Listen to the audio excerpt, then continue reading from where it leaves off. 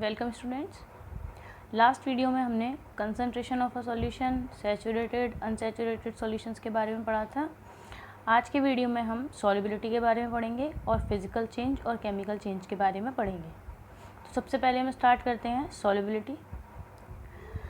इसकी डेफिनेशन है the maximum amount of a solute which can be dissolve in 100 grams of a solvent at specified temperature is known as the solubility of that solute in that solvent. किसी भी solvent में जिसकी amount 100 ग्राम ली गई हो, उसमें किसी fix temperature पर हम जितनी भी मैक्सिमम अमाउंट सॉल्यूट की डिज़ोल्व कर सकते हैं उसे ही हम क्या बोलते हैं, सॉल्युबिलिटी। जैसे हम सैचुरेटेड सॉल्यूशन बनाते हैं तो सैचुरेटेड सॉल्यूशन जो होता है वो सॉल्युबिलिटी से ही रिलेटेड है। किसी भी सॉल्यूशन को सैचुरेटेड बनाने के लिए हम उसमें सॉल्यूट डिज़ोल्व करते हैं और उसमें जितनी भी मैक्सिमम अमाउंट सॉल्यूट की जाती है वो सॉल्युबिलिटी हो जाती है। और किसी भी मैक्सिमम अमाउंट पर कोई भी सॉल्यूशन सैचुरेटेड बन जाता है।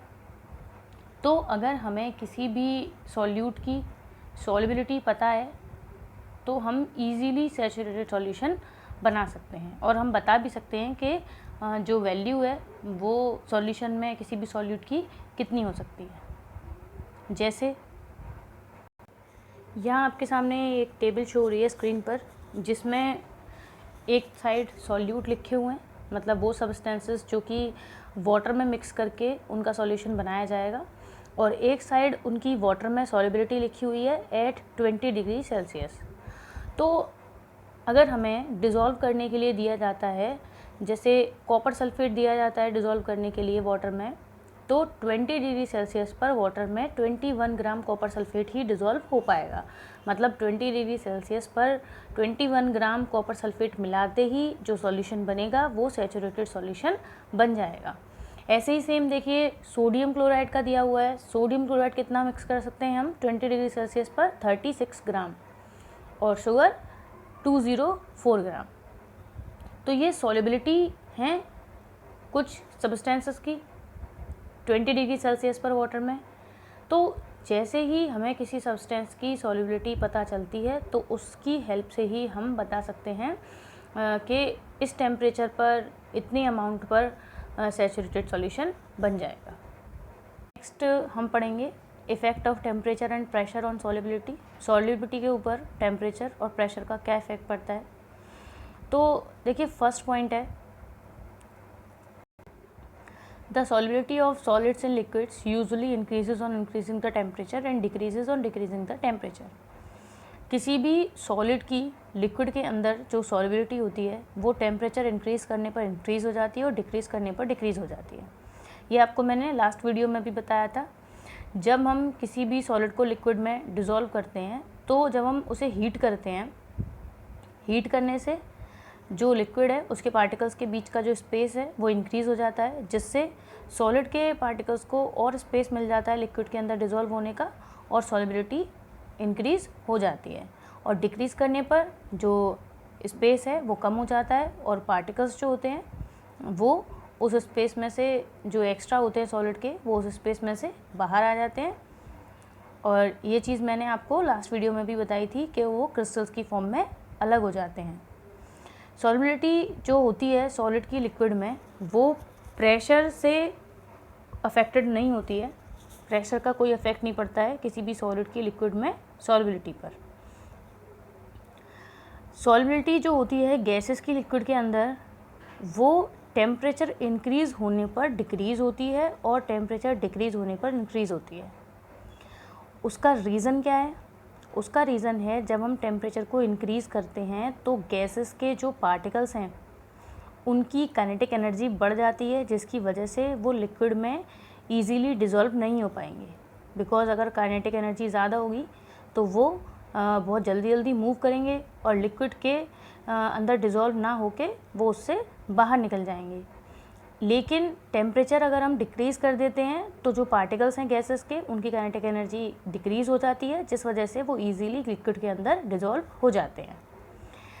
प्रेशर का इफ़ेक्ट क्या रहता है, प्रेशर अगर हम इंक्रीज़ करते हैं तो गैसेस की काइनेटिक एनर्जी कम होती है। इस वजह से अगर हम गैसेस का जो लिक्विड में सॉल्युबिलिटी है अगर उसको प्रेशर से अगर हम चेंज करें तो प्रेशर लगाने पर, प्रेशर इंक्रीज़ करने पर जो सॉल्युबिलिटी है वो इंक्रीज़ हो जाएगी, बिकॉज गैसेस की काइनेटिक एनर्जी कैसी हो जाएगी, कम हो जाएगी। और काइनेटिक एनर्जी कम होने की वजह से गैसेस इजीली लिक्विड में डिज़ोल्व हो जाएंगी और सॉल्युबिलिटी इंक्रीज़ हो जाएगी। और प्रेशर डिक्रीज़ करने पर पार्टिकल्स की काइनेटिक एनर्जी बढ़ जाएगी, जिस वजह से गैसेस जो हैं वो जो लिक्विड है उसमें इजीली डिज़ोल्व नहीं हो पाएंगे। तो यहाँ आपका फिनिश हो जाता है सॉल्युबिलिटी और जो इफ़ेक्ट है टेम्परेचर और प्रेशर का वो सॉल्युबिलिटी पर क्या पड़ता है। अब हम नेक्स्ट जो टॉपिक स्टार्ट करेंगे वो है चेंज के बारे में, जैसे आप छोटी क्लासेस में पढ़ चुके हैं। देखिए, हम अपने आसपास बहुत सारे चेंज होते हुए देखते हैं और वो चेंज होते हैं दो तरह के, एक होता है फिज़िकल चेंज, एक होता है केमिकल चेंज। जिस चेंज में कोई भी न्यू सब्सटेंस नहीं बनता है उसे हम फिज़िकल चेंज बोलते हैं, जैसे melting of ice, freezing of water.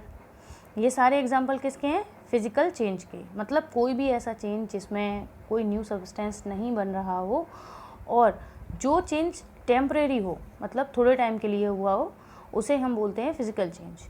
और केमिकल चेंज जो होता है वो एक ऐसा चेंज है जिसमें कोई भी न्यू सब्सटेंस बन जाए तो उसे हम बोलते हैं केमिकल चेंज, और जो चेंज परमानेंट होता है, जैसे बर्निंग ऑफ पेपर, पेपर का जलना।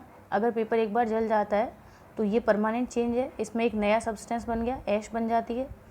और formation of curd from milk, ये भी एक ऐसा चेंज है, केमिकल चेंज है, because it is permanent and curd is the new substance.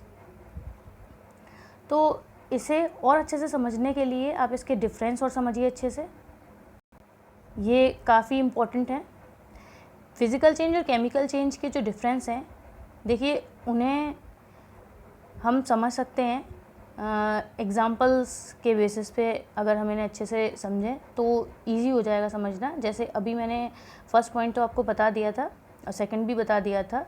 Third point जो है वो ये है कि a physical change is easily reversible. जो फिज़िकल चेंज होता है वो ईजीली रिवर्स हो जाता है। जैसे हम अगर आइस को मेल्ट करें और फिर जो वाटर बना है उस वाटर को दोबारा रेफ्रिजरेट कर दें तो वो दोबारा क्या बन जाएगा, आइस बन जाएगा। तो ये चेंज कैसा है, रिवर्सिबल है।